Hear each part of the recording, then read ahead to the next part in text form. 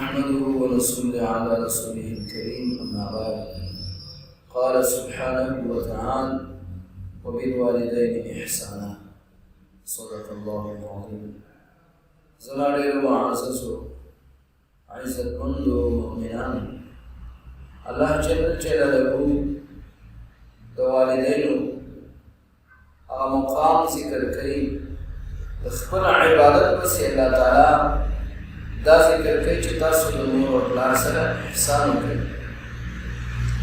رب کریم دا د انسان تربیت کوي. رب حقیقي رب دی او خالق دی او رازق دی او مالک دی او مور او پلار د انسان لپاره دا مجازي رب دی، تربیت کوونکی دی. حقیقي رب الله دی، مجازي والدین دی. دیو جن اللہ جل جلالہ د خپل عبادت نه بعد دا انسان ته فرمایي چې اے زما بندا څنګه چې ستا مور پلار تا سره احسان کوي، ماشومتوب کې ستا تربیت کوي، دغه بیا د دغې مور او پلار په تا باندې چې حقوق دي یو دا غیر دا چې ته به د مور پلار سره احسان کې د هغې عزت وکې، د هغې خدمت وکې.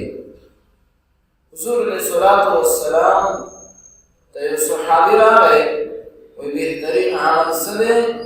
حضور علیه الصلاة والسلام ورته وایي بر الوالدین، د مور او پلار سره نیکي کول، د مور او پلار خدمت کول.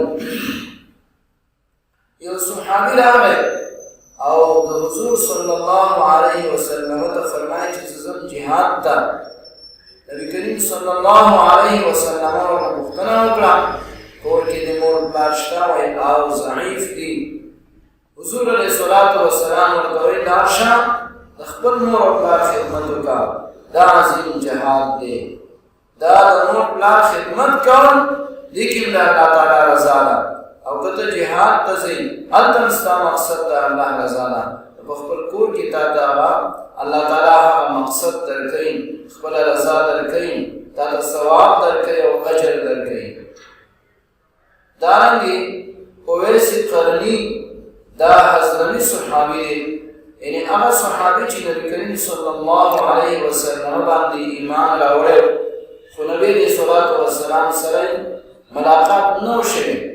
دا د یمن د قرن علاقې اوسېدونکی و او د ده په کور کې یو بوډۍ مور وه او ده به د هغه خدمت کولو او د حضور صلی الله علیه وسلم باندې ایمان راوړ او د نبي کریم صلی الله علیه وسلم سره ډېر زیات محبت و. ان تر دې واقعاتو کې راځي چې کله د غزوې احد په مقام باندې حضور صلی الله علیه وسلم غاښونه مبارک شهیدان شو، نو اویس قرني دا په یمن کې دی، په قرن علاقه کې اوسېږي، ډېر لرې دی. دومره زیات د ښکلي پیغمبر باندې عقیده ایمان یو او دومره ورسره محبت و چې هغې هلته چې کوم دی د خپلې خولې هغه غاښونه ویستل. دا دومره زیات محبت و د نبي علیه الصلاة والسلام سره. او بل طرف ته د مور خدمت کولو. حضور صلی الله علیه وسلم په یو موقع باندې د حضرت عمر فاروق رضی الله تعالی عنه ته وایي چې عمر فاروقه د قرن علاقې نه به یو کس راځي، د هغې به اویس نوم وي او هغه به قافله کې راځي. نو چې کله راشي او ملاقات ورسره ستا وشي نو زما طرف نه به هغې ته سلام ووایي او دا به ورته ووایي چې زما د امت دپاره د بخښنې ډېرې دعاګانې کوي. حضرت عمر فاروق رضی الله د حضور صلی الله علیه وسلم ته فرمایي چې دا دومره اوچت مقام دې ته څنګه حاصل شو؟ وایي دی هلته خپل کور کې مور ده، بوډۍ مور یې ده او دا د هغه مور خدمت کوي. نو الله تعالی ورته په دې خدمت باندې دومره مقام ورکړی دی.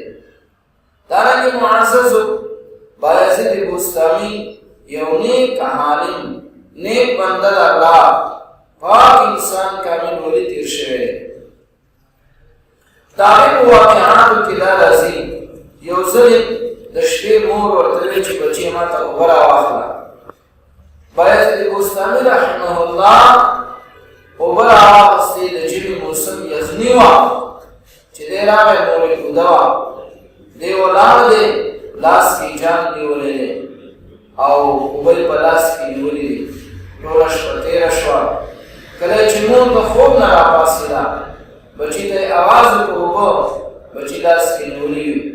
هغه اوبه د دې اوبو نه څاڅکي د دې په دې لاس باندې پرېوتې وې، دومره زیاته یخني وه چې هغه کلکې شوې مکمل.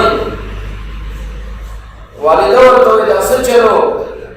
وایي ای زما مورې دا خو ته اوده شوې خو ما دا جام لاس کې نیولی و، جام مې لاس کې نیولی و، ټوله شپه ما تېره کړه. مور ورته دعاګانې وکړې. بایزید بوستامي ته الله ډېر لوی اوچت مقام ورکړ. دا د مور خدمت و معزز و.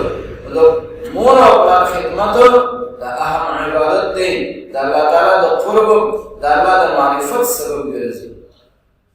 یو واقعه کې راځي حضور صلی الله علیه وسلم فرمایي چې بني اسرائیلو کې یو درې کسان په لار روان، شپه راغله، د شپې یو غار ته دننه شو. کله چې دې غار ته دننه شو نو بره د غره نه یو غټ کاڼی راخوشې شو او د غار د خولې کې پرېوتو، غار پرې مکمل بند شو. درېواړه ملګري یو بل ته وایي څه وکړو؟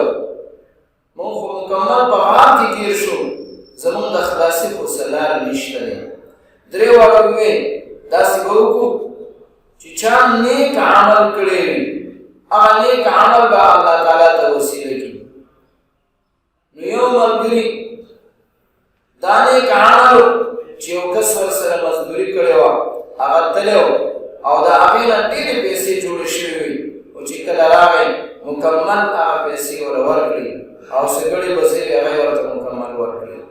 بل ملګری داسې و چې د هغې د تره لور وه، د هغې سره یې نیکي کړې وه او پیسې ورته 100 روپۍ دینار ورکړي وو، هغه یې ورته مکمل بخښلې وې. او درېیم کس داسې و چې هغه به څاروي څرول، ګړې به یې څرولې، ماښام به چې راغی نو هغه شودې به یې راواغستې او جام کې به یې واچولې. اول به یې هغه شودې په مور پلار باندې څښلې، هغې نه بعد به یې بیا اولاد ته ورکولې. یو شپه داسې راغله چې ناوخته راغی، مور پلار ودلي او دی چې کوم دی هغه څاروي راولشل، هغه شودې راواغستې، لاس کې جام نیولی دی، بچیان چې کوم دی نهار وي او هغې ته نه ورکوي. کله چې هغه مور پلار راپاڅېدل د خوب نه نو اول یې هغې ته دا شودو جام ورکړ، هغې وڅښلې او هغې ورته دعا وکړه. نو دې وویل چې یا ربه ما چې د مور پلار کوم خدمت کړی و، کومې شودې مې ورکړې وي، الله هغه عمل زه تا ته وسیله کومه، دا کوم عذاب کې چې موږ مبتلا یو موږ د دې عذاب نه موږ ته نجات را.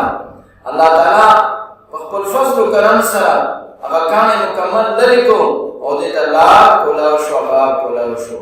نو معززو دا څو د مور پلار سره نیکي کولو.